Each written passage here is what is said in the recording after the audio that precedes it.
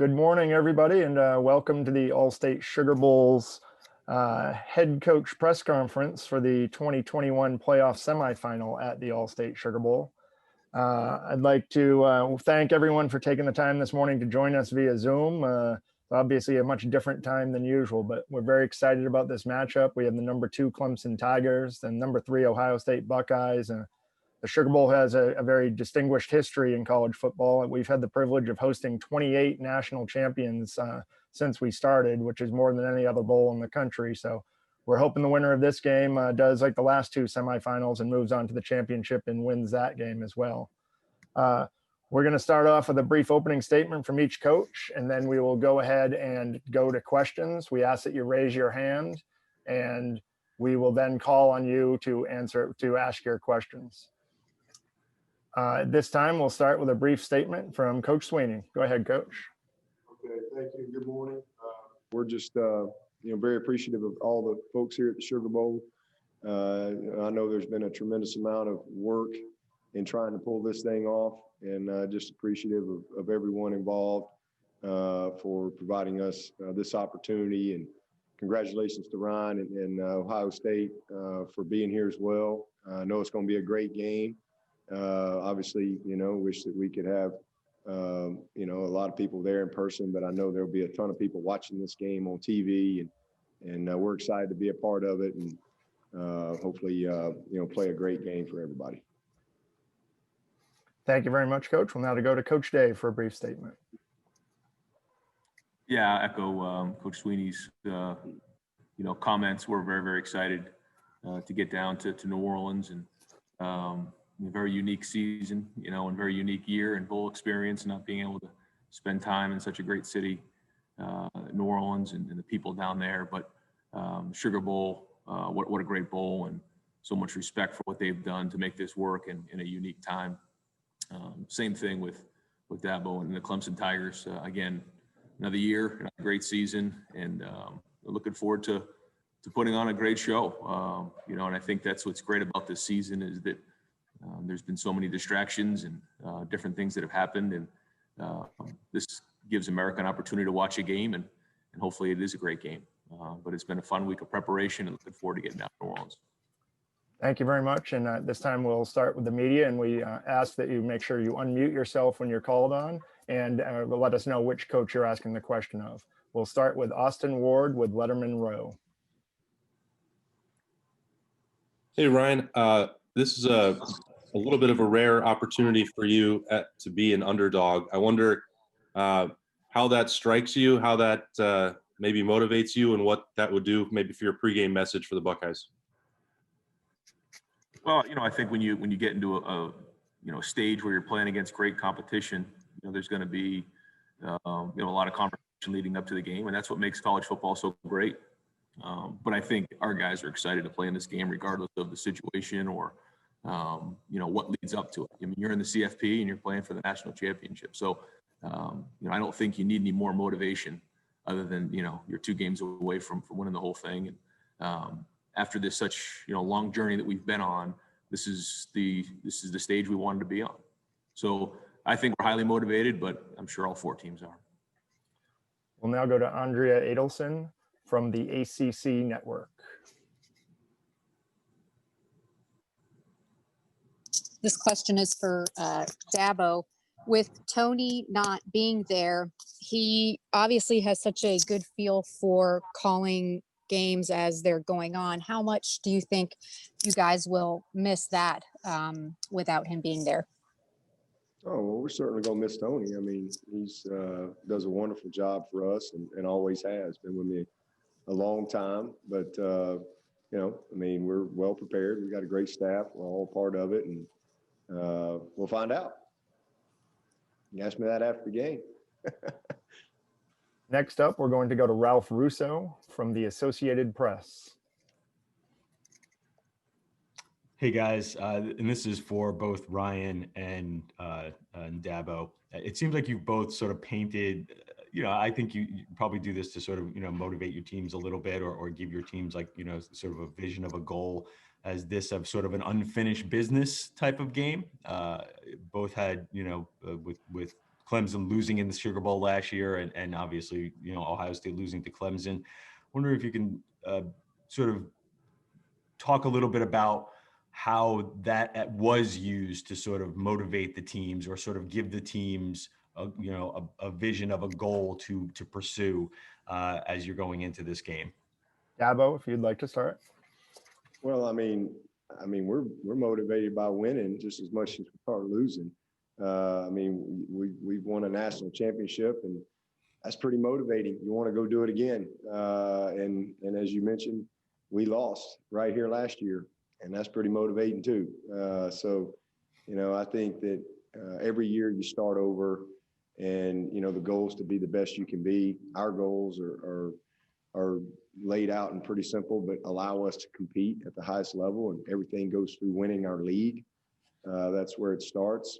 So, we're always motivated to be our best, and certainly we learn from our memories, but as I always say, we just try to keep our dreams greater than our memories, whether you had a tough loss or you had a big win last year to finish your season.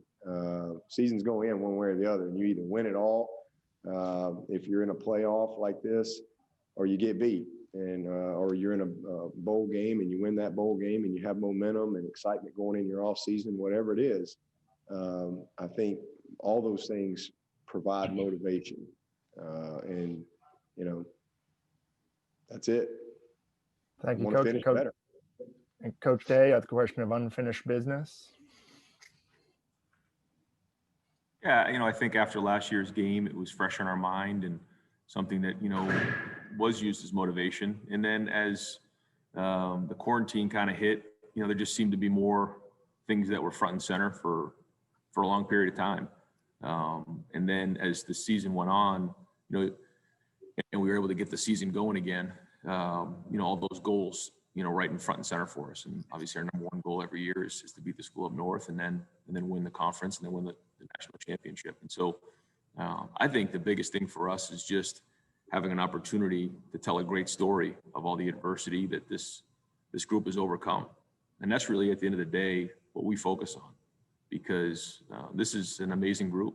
It's what they've overcome, what they've gone through. And just like a lot of schools, everyone's had their own adversity they've gone through during the season, which has made this such an amazing year, inspiring for so many people. But I think for us, the highest motivating thing with that is just the fact that we'll have something to show for it in the end, and be able to tell a great story of overcoming so much. Thank you, Coach. Our next question is Bill Rabinowitz from Columbus Dispatch. Hi, Ryan. You've been shorthanded against Michigan State and obviously against Northwestern. I know the status report won't come out till tomorrow, but can you give a general assessment of how close to full strength you'll be? Yeah, full strength is it's a floating target right now, because there's guys who come off of the quarantine the isolation, and then they have a protocol to get back onto the field, and you don't just play football after not doing anything for 10 days. And so I think there's certain levels of return to play, and all those guys who were missing there for the last month are working their way back into it. So we are getting a lot of guys back, but to say 100%, it's different this year. But the good news is they are working their way back and getting stronger every day. Next question will be David Hood from tigernet.com. Hey, Coach Sweeney, sorry, trying to get unmuted there. This is kind of the same question for you. I know we won't get that full report to tomorrow, but, are you close to full strength? Is there anybody of, note that maybe didn't make the trip other than Coach? No, I think everybody's here except I think we had two guys that didn't make the trip, one walk-on and one scholarship player, and that are just unavailable. And but everybody else is here, even our injured guys and things like that. We'll now go to David Hale from ESPN. Hey, Dabo, you have talked a lot about how proud you are of your guys this year for all the challenges that they've had to overcome in getting to this point. But I know you to be somebody who thrives from personal interaction, which has certainly been limited this year. You make your calendar out a year in advance, which doesn't, I'm sure, work well in a year like this. And certainly you've probably gotten more criticism this year than most years. How challenging has this year been for you? And what have you kind of learned from, or how have you grown the same way that your players might have from some of these challenges that you've had to overcome, right up to Coach Elliott being out for this important game? Yeah, I mean, everybody's had to adapt. It's been a great year. I mean, it's been challenging for sure. But, I always say, God never says oops.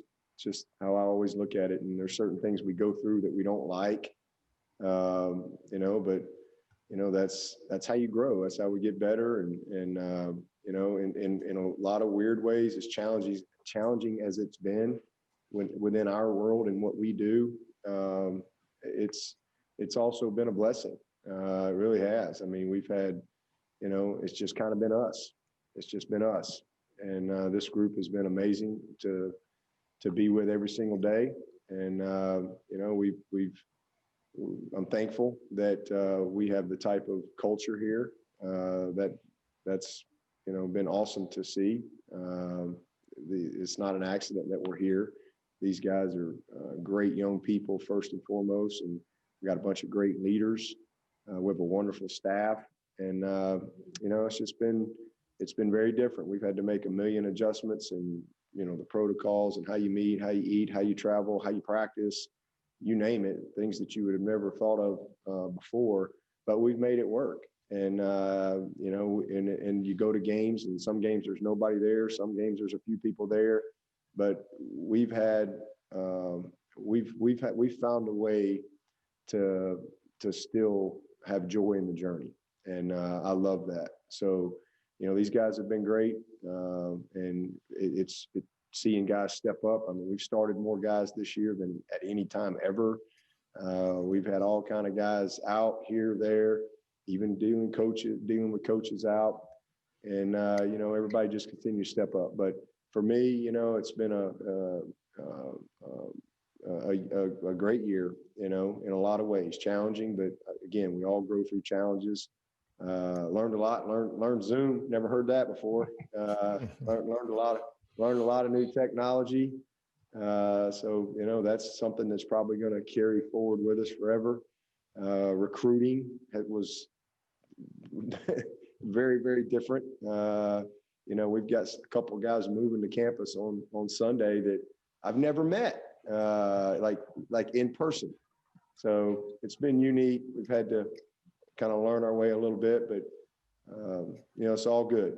It's all good. Thank you very much, Coach. Our next question will be from Doug Lesmerises from Cleveland.com. Hey, Ryan. You guys have obviously worked the two tailbacks this year. You leaned on Master Teague several games early. We saw what Trey did against Northwestern. How do you think that worked out for you guys this year with the two backs? And given what Trey did against Northwestern, what could Master's role be in this game Friday? Yeah, it's been a different year than last year for sure, where, JK kind of the bell cow for us and handled the majority of the snaps. This year it was a little bit more. It was by committee early on, and both of those guys were coming off injuries. Master had his Achilles, and Trey was coming off of his knee from last year. So you had two guys who had similar running styles, but were both coming off injuries and finding their way. And when you don't have as many games to kind of get your rhythm of what you're doing in the run game, it just takes time. And when you're splitting carries, it's even harder. But I think both of them in a short season for us have kind of found that rhythm a little bit. And I think you saw the best version of Trey, and it was great to see him because it didn't all come right away for him. There's a grad transfer that comes in expecting to just, come in and pick up where JK left off, and that didn't happen for him. But he kept working. I mean, he never came into my office one time and complained about carries, just kept going to work, getting better every day. And to see him run the way he did last game was awesome. So, hopefully he keeps building from there. Thank you, Coach. And a reminder, any media looking to ask questions, please use the raise your hand feature and we'll get to you as quickly as we can. Our next question will be from Lawton Swan from ClemsonSportsTalk.com.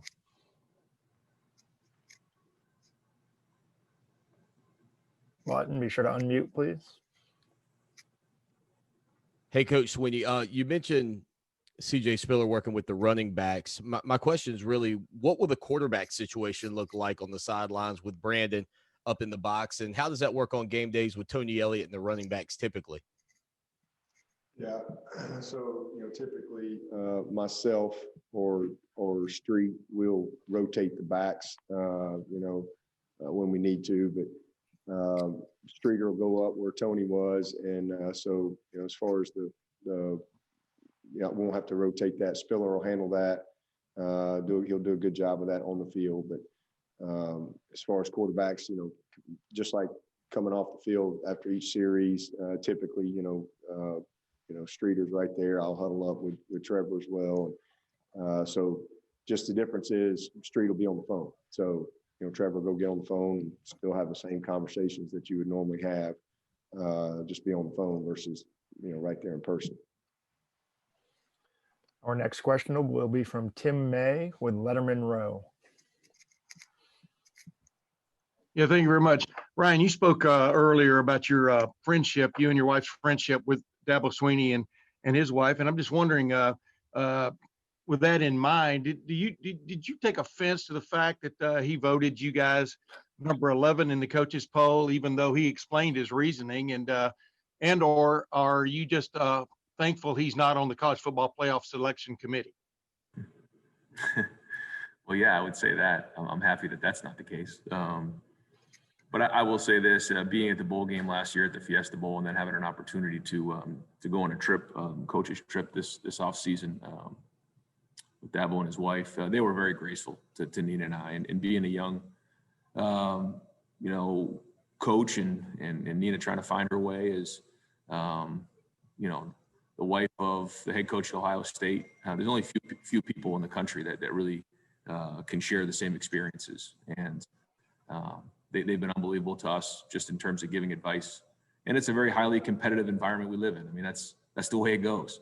But at the end of the day, we're all human, and appreciated the way that, he really gave great counsel, and he's been nothing but a pro.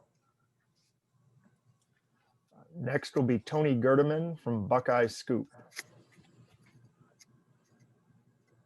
Brian, I believe you guys will be testing today and then again tomorrow.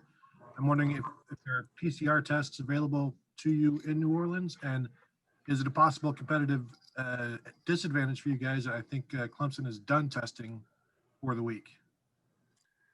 I mean, I think that's a unique situation that we don't have the same protocols going into the game, but I'm not going to spend time thinking about that. I'm tired of that. It's just what it is, as long as the guys are healthy playing in the game, that's what matters. Yeah, we're going to have an opportunity to PCR. We're testing this morning. And then if we do get a presumption, we'll have a chance to PCR before we get on the plane. And then we go from there. So at the end of the day, what's the goal? The goal is to have a clean field. And so we'll follow the protocol that's been set forth. Our next question will be Dan Hope from 11 Warriors. Hey, Ryan, how important is it for you guys to control the line of scrimmage on both sides of a ball to have a chance to win this game? It's very important. I mean, it's important for every game, but when you're playing in a close game like this, it comes down to just that. Who's winning the line of scrimmage. It comes down to a few plays, as we learned last year. And anytime you play in a matchup game, that's what you got. But the line of scrimmage is critical. And that goes back to any big game that's been played probably in the history of college football. So it's something that's being emphasized, I'm sure, on their side, and it is on ours as well. Next question is for Coach Sweeney. It's coming from the online portal. Travis Etienne gets a chance to come back to New Orleans in his home state again. How good do you feel for him being back in Louisiana one more time? I'm happy for him. I mean, obviously, he's wants to finish well. What a season he's had. Unbelievable what he's done this year, and just his development into a truly complete player, a complete football player, can do it all. So, great opportunity. We started the year here. We started this 2020 year right here in New Orleans, and hopefully, we can, get a better result as we finish it. And I know that's something that he really wants, and I know he's going to put his best foot forward to play a great game. Next, we'll go to Joey Kaufman with the Columbus Dispatch. Ryan, if you had to look back on the last, I don't know, 7 months or so since June, what has been the biggest challenge for navigating this whole season from like a leadership perspective? I think in an industry that's all about routine, we've been out of routine on a daily basis. And I think that it's exhausting for a lot of people, not knowing what's coming next or having a plan and then having to constantly change it. I think that's been probably the number one thing I would say. And then talking about since June, I mean, the fact that, we didn't have a season, that we did have a season, we have games, we don't have games. I mean, that wears on you. And not being able to, as the head coach and the leader of the program, to look people in the eye and let them know what's coming next, just that they have to just keep putting one foot in front of the other. I'd say that's been the biggest challenge. But the thing that I've learned the most is just perspective. That's what this is all about, is that you can take anything for granted. And that, although it wasn't exactly the way we wanted the season to go, we're still very, very fortunate to be where we're at. I mean, look, we're right back where we started and have an opportunity to play in this game and playing for a great university, playing against a great team in Clemson. And so as hard as it's been, we still have a lot to be thankful for. Next, we will go to Patrick Murphy from 24/7 Sports. Ryan, we talked to some of the defensive guys this week about the improvement from that Indiana performance until now. And we've only seen 2 games of that, but they seemed confident that within practice, they've really improved. I'm curious your perspective on the development of the defense from that game until now, specifically. Yeah, no, I think it's a great question because, how do you really know when you've played 6 games? I think the only way you learn is by playing in games. And that's been one of the hardest things for us as the season's gone on, is we haven't had those opportunities to see. But there are things that are being addressed. We have really high level of talent here. So we go against each other every day and compete. And there's been a lot of padded practices where we've gone against each other to try to get better because we had to. So I think that there's been great improvement in that area, but the ultimate test will be tomorrow. And our next question will be for Dabo, and that's also from the online portal. How do you feel that you're not seen as an underdog anymore due to your tremendous success? And, we've been some underdogs along the way a couple times in these playoffs, but it's really just more the same. We've won a lot of games the last 6 years, and there hadn't been many of those games that we've been the underdog. There's been a few, but not many. The great majority we've been expected to win the game, and so that's just the norm. We prepare to win, we expect to win, and we really don't get too distracted by any of the other stuff. It's really more about how we think, and we again have been the so-called favorite most of the time the last 6-7 years. So just really same focus that we always have. Next, we'll go to Spencer Holbrook from Letterman Row. Ryan, when you talk about all of the underdog card and all of those things that go into this game, and everybody's been asking about that, is there an aspect of kind of overdoing that, and how do you balance not overdoing the underdog card and just telling you guys to go and play football? Yeah, I mean, that's what it is. More to what Dabo just mentioned is that those are people's opinions. What really matters is how we execute on the field and how we play, and that's what we focus on. As we go to practice, we go into meetings, we have our preparation for the game. That's what matters. People have their opinions, but if you make the plays and you play well, then you're gonna have a good day. If you don't, then you won't. I mean, that's really what it comes down to. And so, who's more prepared to play in the game? When the foot hits the ball, and that's what we spend all of our time. And when you get to this point of the season, both teams, I think, are highly motivated, and that's what we focus on. Our next question is Brendan Gulick from Buckeyes Now. Hey, Ryan, this question is specifically more for you than Dabo, but I suppose applicable either way. How do you balance your emotions, either as a player or a coach, in a game where the stakes are so high, the adrenaline is so high, you know what's in front of you, and you want your players to play with that emotional edge, but you don't want to do things that are, outside of your control. How do you try to balance, staying within your control, but playing at your absolute max? I mean, there's going to be a certain level of electricity, especially early in the game, and both teams want to start fast. I mean, that's always the case. But then as you get into the body of the game, and you get hit once or twice, and you get a little tired, I think you kind of just find the rhythm of the game, and everything slows down. So early on, you want to have a great poise about you, and not being over emotional, and just kind of focus on it. But certainly early in the game, you're going to feel the emotion. That's just part of the game, and that's the exciting part of it. That's why we all do this. Dabo, any thoughts on balancing the emotions in high stakes games? Yeah, I think, again, the same things that won the other games, they win this game. It still comes down to, execution and playing with precision. It's a game of emotion, but you don't want to be emotional. And I think you lose your focus there. And so same things. We'll now go to Steve Hellwagon from Bucknuts Media. Yeah, for Coach Day, there was a statistic put up that all of Justin Fields' interceptions have come against ranked opponents. And just how important is it for him to play his best game, coming off what was maybe one of his not best games, the Northwestern game, just for him to kind of bounce back a little bit and really play his best game against a top opponent? Yeah, I don't think that we've, as a team, played our best game yet. I don't think that we played our best game on offense yet. We've done some good things passing, we've done some good things running, but we still haven't put it all together. I'm not sure Justin has either. So I think that's the challenge, and we're going to have to play that way tomorrow. But that's everybody. It's Justin, it's the O-line, it's the running backs, it's the receivers, and it's the entire team. So yeah, he's going to have to play well, certainly, and he knows that. And there's a couple plays he wants back from last week, but he's a competitor, and we have to play our best game. We'll now go to Donnie Woods from World Exposure.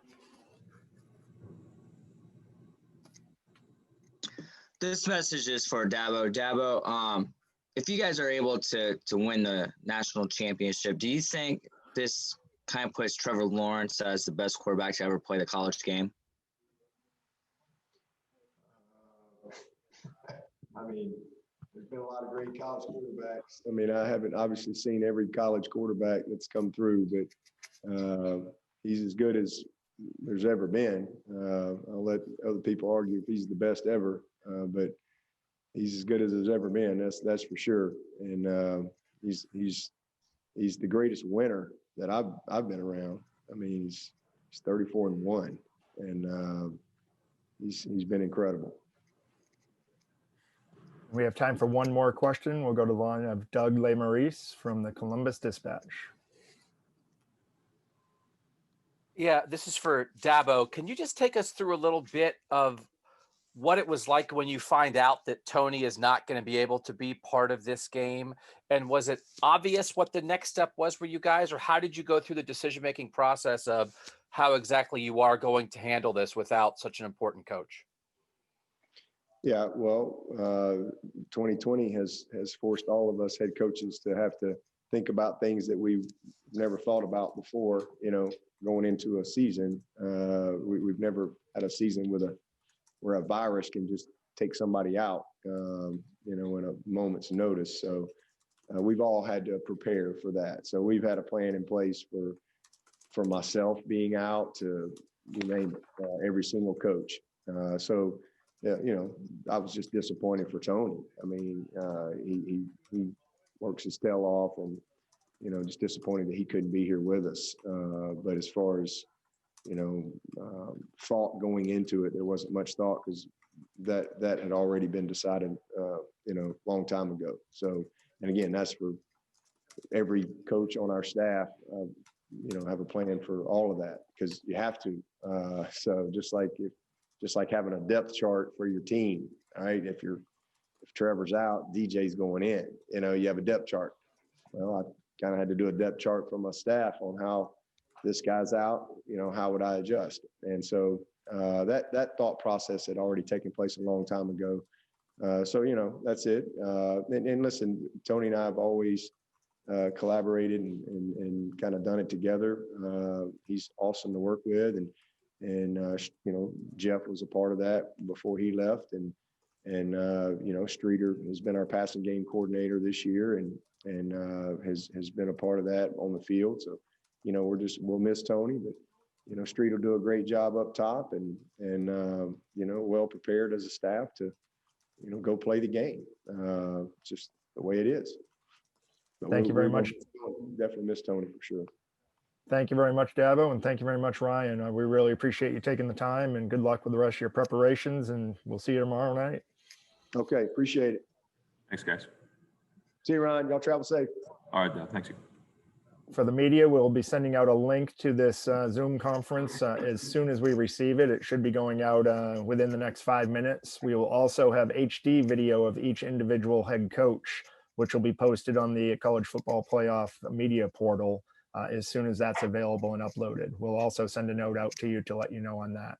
Transcripts will also follow very soon. Thank you all very much for joining us this morning. Have a great day.